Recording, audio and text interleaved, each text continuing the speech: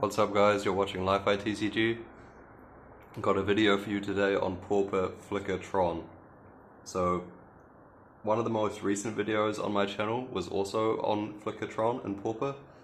That was released just after the Brothers War set came out.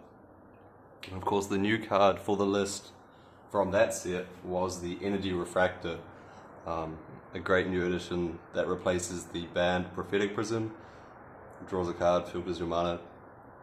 Pretty much exactly what the deck is looking for. But the build of the deck that I had in that video was relatively standard for what people were trying with Tron decks at that time. Basically playing all of the stock Tron spells and using a few copies of Network Terminal to supplement those Energy Refractor and make sure that you have the ramp and the color fixing to cast your spells. But in an older video on my channel for Flicker Tron, it was a build utilizing the card Cleansing Wildfire as that way to ramp and fix your mana. So Wildfire is a pretty well-known card in Pauper.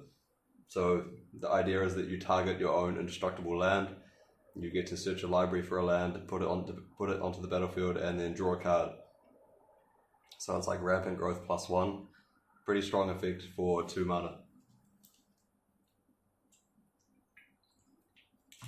So it's not commonly seen in Tron decks, but it's really the exact kind of effect that the Tron deck wants to play. You do want to ramp, of course. Just like the Jeskai decks that also play this card. You have Mulldrifters which you want to cast. You also have Mystical Teachings. Various things that you are quite mana hungry. So you want the mana to be able to cast those. The fixing that it offers is also good. So you get to search your deck for the color of basic land that you need. So you need blue cards for your like Impulse and your Mulldrifter and things like that. You also need green for your life gain and your recursion of your Pulse of Murasa. And you also need black cards. The flashback for your teachings, you might have Dinrova Horror, things like that. So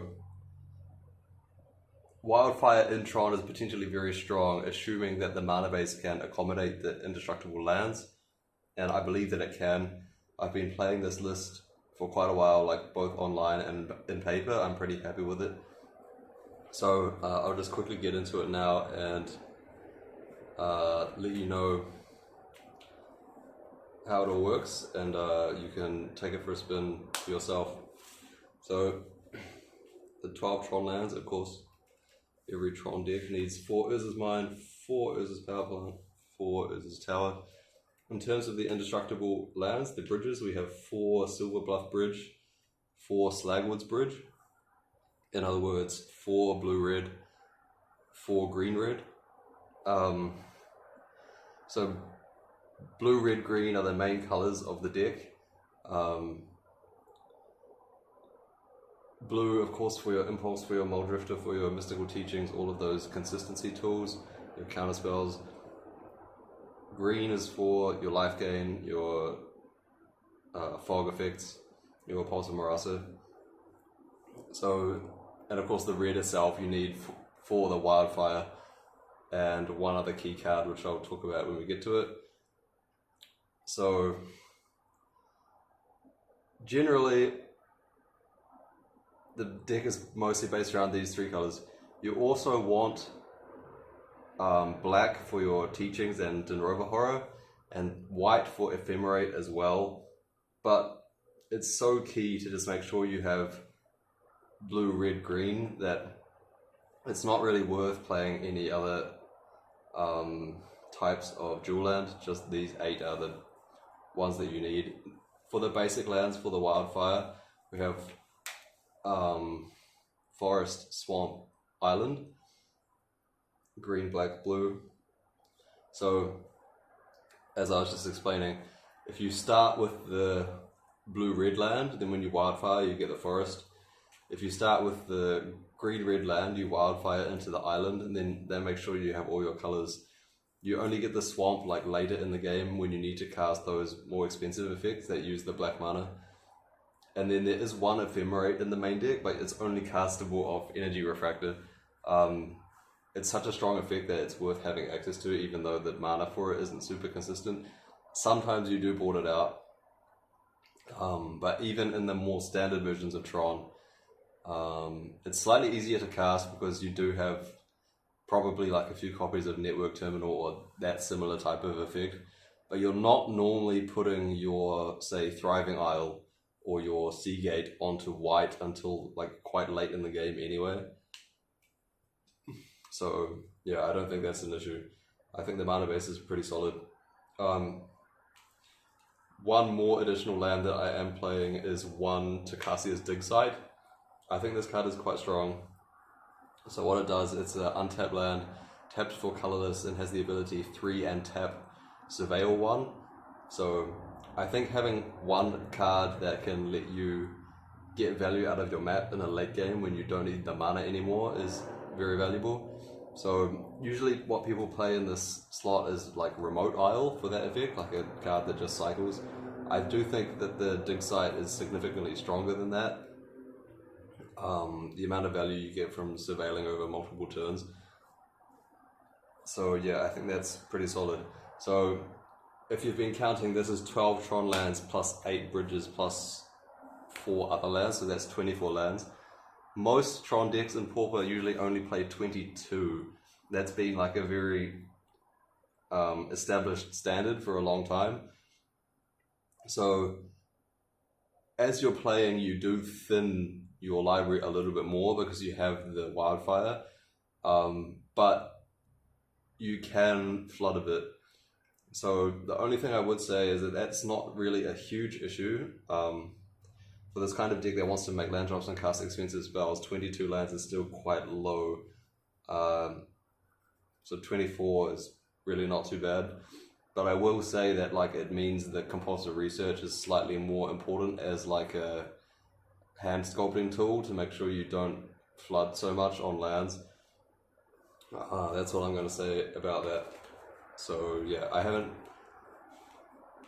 It probably will seem like a bit of a misstep to just add 2 lands, but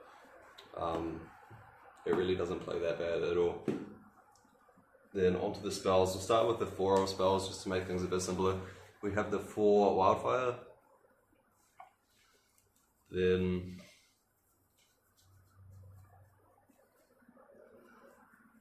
for Expedition Map, 4 Mulldrifter, 4 Energy Refractor, 4 Impulse. So the previous version of this list with the Wildfire in it was pre-Brothers War, so Energy Refractor didn't exist. So at that time I was having to use, I think, Simic Signet in that build just to have extra slots to help fix the colors. But Energy Refractor is a huge upgrade over those. So now, instead of having like Wildfire Refractor, instead of having Wildfire Signet or like Network Terminal Refractor, we get to combine the best of both of those combinations into the Wildfire plus Refractor, which is really like the strongest combination of manafixing the deck can use. And then the Matte, Mulldrifter, Impulse are just like best in class cards for what they do. Digs you 4 cards deep to help find your Tron lands or whatever late game effect you're looking for at that moment. Mulldrifter is just like the best all round card for a deck that makes this much mana. Expedition Map helps fix your Tron lands, so not much to say. Moving on to one of the key cards for the list that the Wildfire build of the deck can use when the normal build of Tron might not be able to use so effectively is Ardent Elementalist.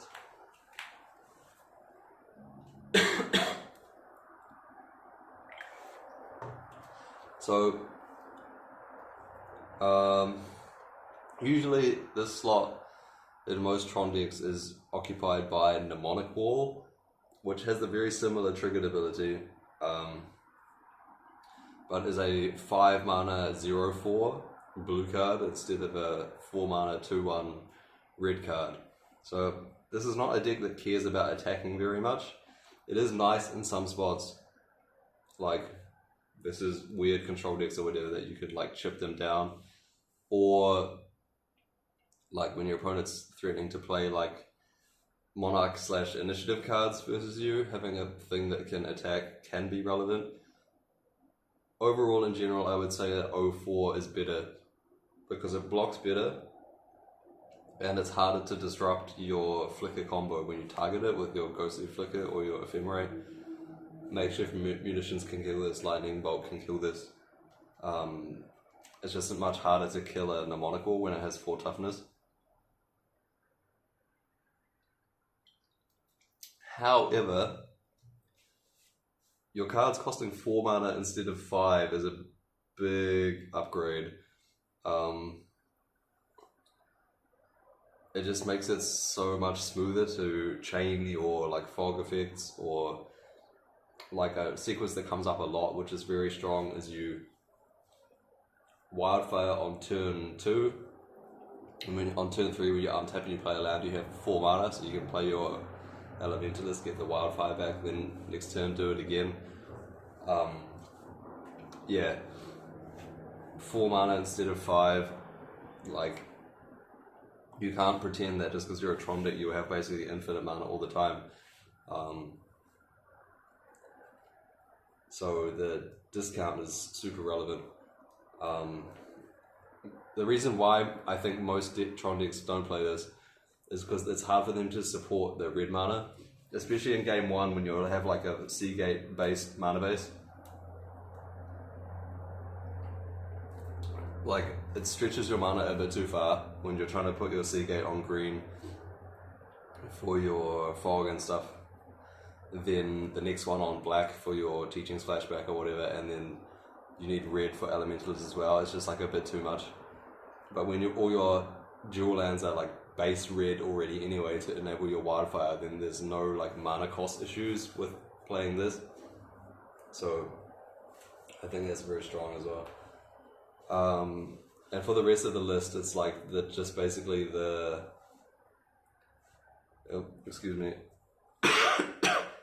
it's basically the stock cards in the typical Tron decks. So I'll just run through those very quickly because they're not too different to the cards you would have seen in these decks in the past. So 1 Dinrova Horror is a win condition. If you want, you can play Rolling Thunder over this. I just like Dinrova Horror better.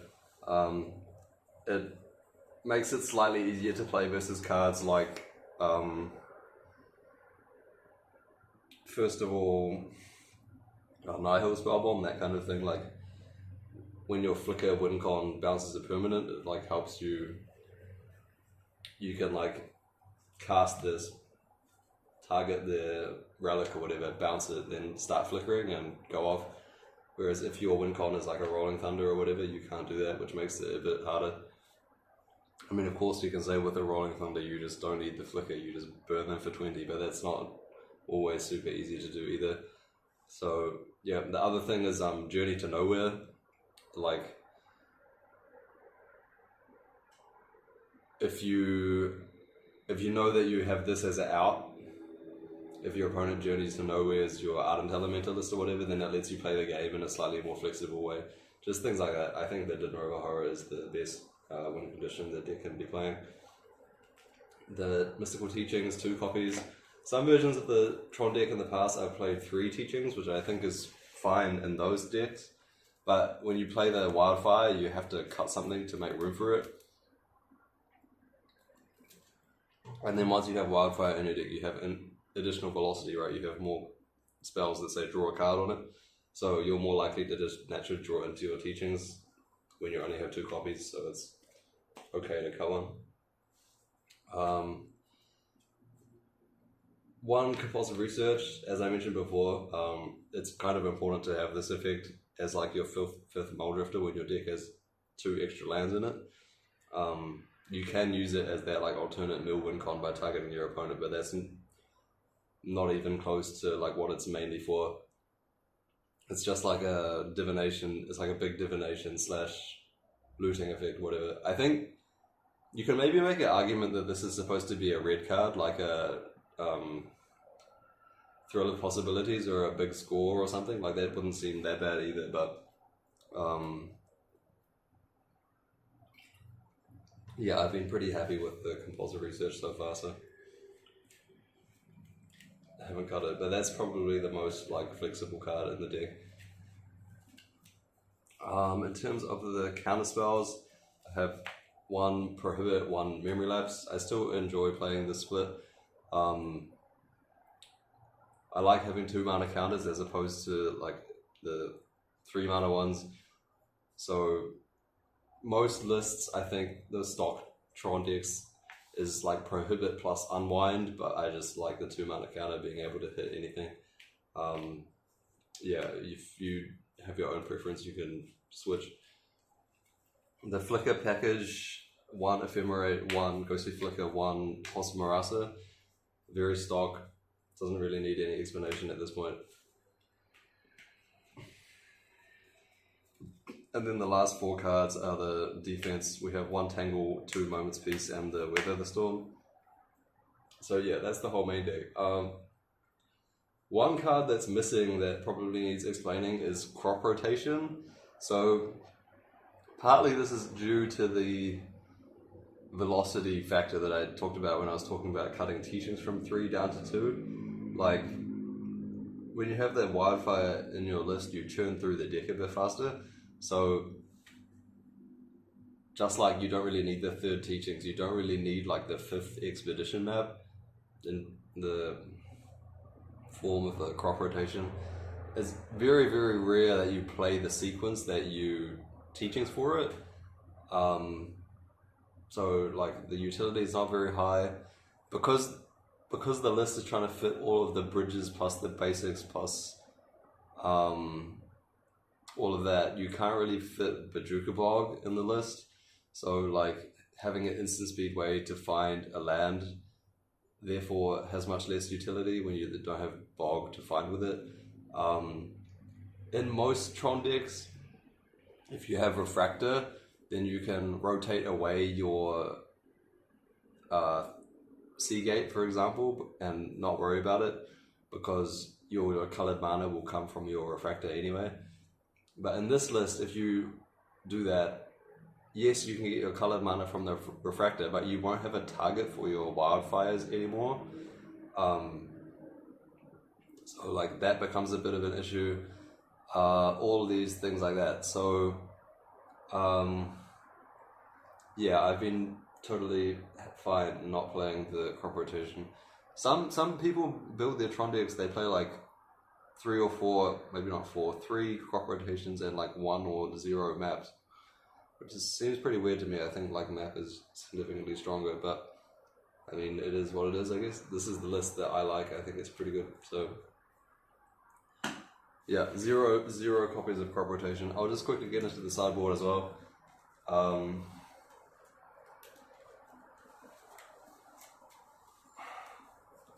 For Pyroblast,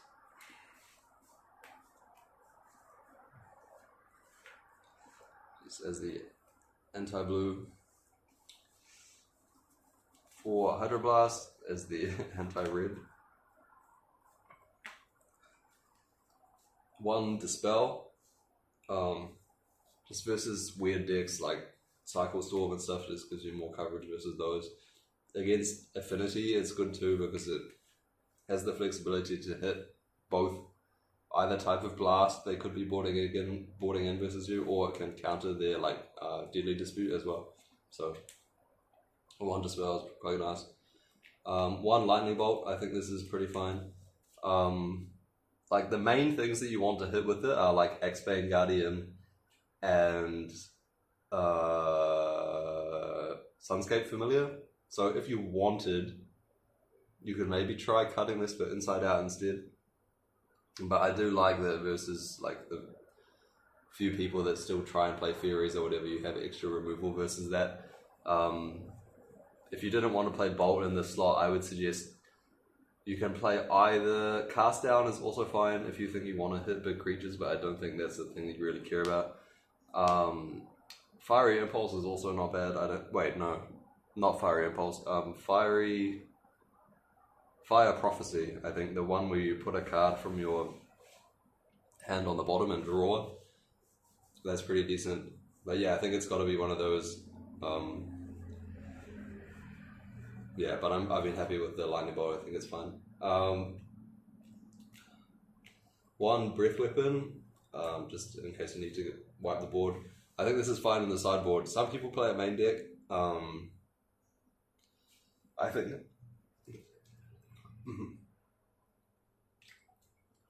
think versus the decks in the metagame right now, it's not very good. Like, the only deck that you really are happy to have it against is the like Cold Oath deck, and even so like versus the Gates deck, it's not that exciting because all their creatures are pretty much free. Against Affinity, like, it only kills Frogmite, not Enforcer or Angler or Serpent, so that's not very good. Against the Angler Terror deck, it kills nothing at all. So, and then there's what are the 4 main decks right now? Like Affinity, Blue Red Terror, the red deck, and Gates. So yeah, it's only out of all those decks, it's only really good versus red. So yeah, happy to have it in the board. The other factor is that when you have Ardent Elementalist instead of Mnemonic Wall, the Breath Weapon gets worse because it blows up all your recursion engine as well. So that's a reason also not to play it in the main deck. Next card, 1 Weather the Storm. I think like having access to 2 in the post-board games versus the burn decks is pretty worth it. Adding 1 more anti-burn card to the sideboard would be reasonable, I think, but it's a bit hard to know what to cut for it. The last cards are like Artifact Hate. I have 1 Ancient Grudge, 1 Gorilla Shaman, and 1 Fangren Marauder. So variously, like Gorilla Shaman and Fangren Marauder mostly versus Affinity. Ancient Grudge gets boarded in quite a bit versus other things too, just because to have you a tutorial way to kill spell bombs and relics and things like that. But yeah, that's pretty simple. What all the different options are for. So yep, that is the list. I think it's the best way I've found for building Tron in the format right now. Like, the mana base doesn't look very good compared to the stock version, and it is a little bit of a downgrade compared to playing like Seagate and with the 1 Bajuka Bog and all that. However, like, I do think the deck needs some form of additional mana ramp or mana fixing in addition to those Energy Refractors, and like Network Terminal and all the other options are just not very good. Wildfire is actually, like, assuming you can reliably enable the synergy, Wildfire is actually just a very good card. So you're much more happy to be like using that to ramp and fix your colors. So yeah, definitely not the easiest deck to play. You got to have a bit of forethought about like planning your turns in advance and like knowing like what kind of end game you're playing towards and all that kind of thing. So definitely, if you're interested in picking this deck up, might want to make sure you practice a bit, get the reps in. But honestly, for me, it's one of my like favorite decks in Magic. You have like so many options. Like, it feels very powerful. You can like do like you have many different tools at your disposal to solve different situations. Yeah, it's just a very rewarding deck to play. So yep, that's my strongest recommendation for Pauper right now. But it's a lot of good decks in Pauper right now. Many good options. I think Pauper's in a pretty healthy spot. Affinity's always doing pretty well, but there are many other decks to challenge it in any given week, so I'm not too bothered. And I'm enjoying Pauper at the moment. So yeah, I hope you like the list. Any questions, comments, etc., leave those below. This has been LiFi TCG signing out.